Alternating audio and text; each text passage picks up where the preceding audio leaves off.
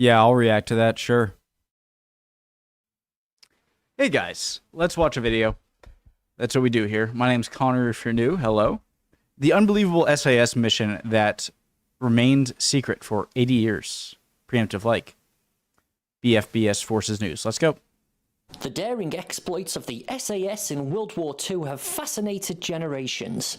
TV shows and a succession of books have recounted some of the most audacious operations in military history. That is, of course, if they are known. To discover a mission of this unprecedented scope, there's nothing else like it during the war, literally. There is no other mission like it during the war.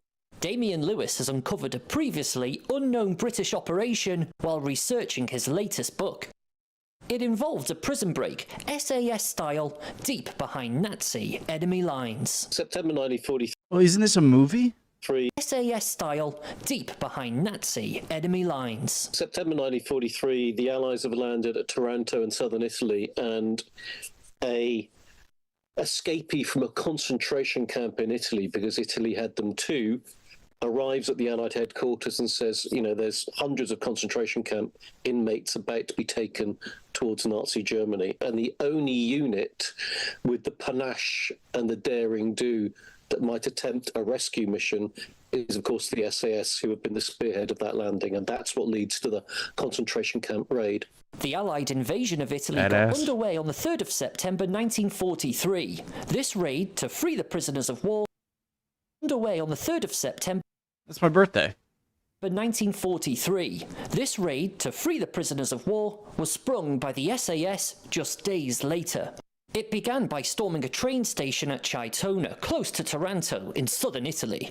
From there, the men of two SAS, which included a French squadron made up of French Foreign Legion troops, travelled at speed in a captured locomotive to Pasticci, the location of the Nazi concentration camp. The idea comes to the fore that they should hijack a train, steam the train through 100 kilometres of enemy territory, get to the concentration camp, overcome the concentration camp defences, load the train with all the inmates in the concentration camp, and steam the train back again. When the train arrived, the SAS stormed the camp, killing the guards. That worked. I would have thought if you got found out, then they're going to know exactly where you are. I mean, you're going to be on train tracks. Seems a bit ballsy, but I don't think there's any ideal means of doing this in a situation they're in, and it worked. So again, when the train arrived, the SAS stormed the camp, killing the guards. They see an Italian train steaming up to the camp. What's to be suspicious of? It's only when they burst off that train and they storm into the camp, you know, guns blazing, that the enemy guards and the camp commander realise that this is an assault. Well, it's inconceivable that this is really happening, and they take the camp by such surprise that they manage to capture the camp commandant, this diehard Italian fascist, load him on board the train, and then load 180 concentration camp inmates onto the train, which is the maximum it can carry. The mastermind behind the operation was Major Oswald Carey Ells, who'd been asked to join the SAS by its founder, David. this breed of human is bewildering but fascinating.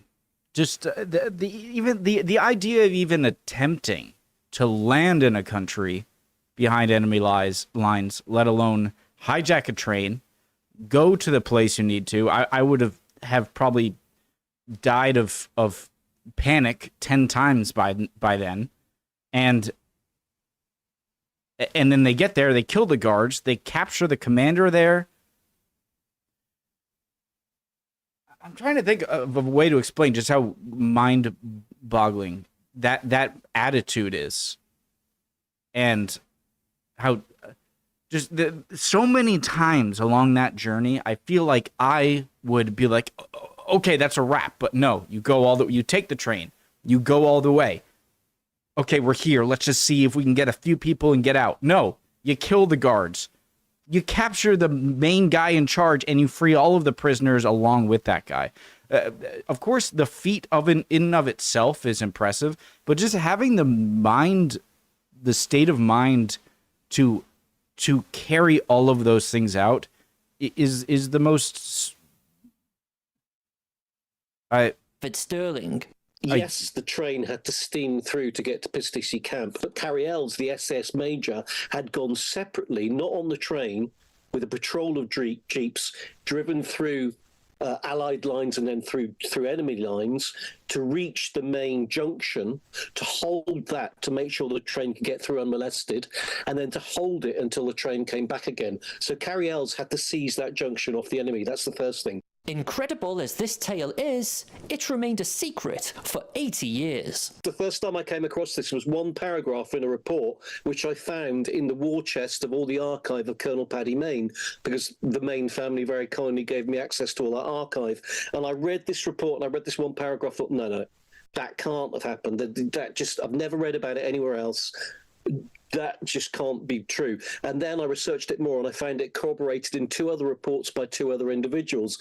The more I learnt about what happened, the more I thought, if you wrote this as a Hollywood movie outline, people would say, no, that's too far-fetched. But this absolutely happened. It's absolutely true. But why would something like this be hidden away, absent from the history books? Think about this for a start. A mission of that daring and that boldness and success, almost unprecedented actually. No decorations, not one, not a single decoration, not even a mention in dispatches. No publicity.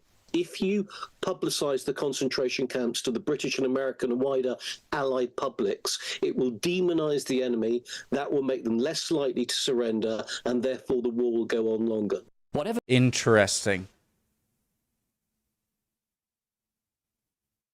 No, that makes sense. If you're trying to get someone to eventually just give up, you don't want to make them out to be seen as so much lower, I guess. He explained it. He explained it well. I don't know why I'm trying to... It makes sense. For the reasons for its omission from history until now, this remarkable raid, freeing almost 200 Jews and other captives, can finally be celebrated. It's another chapter in the battle history of the SAS, one that perhaps underlines the regiment's famous motto more than most. Who dares, wins. James Wharton, Forces News, London. Thanks for watching. It's crazy. For more something makes me think that obviously they're very brave men, but you gotta be a little insane. Like a little touch of insanity as well. Because how else do you keep that cool? I mean, maybe they're just supremely disciplined and are that brave, but it gets to a point where if you do so many things, bravery just seems like it's like your death wish. I don't know. Fantastic. Different kind of people there. I enjoyed that. Love y'all. Hope you're all doing well. Would appreciate any comments down below as always. And I will see you next video. We'll keep on learning. Bye, guys.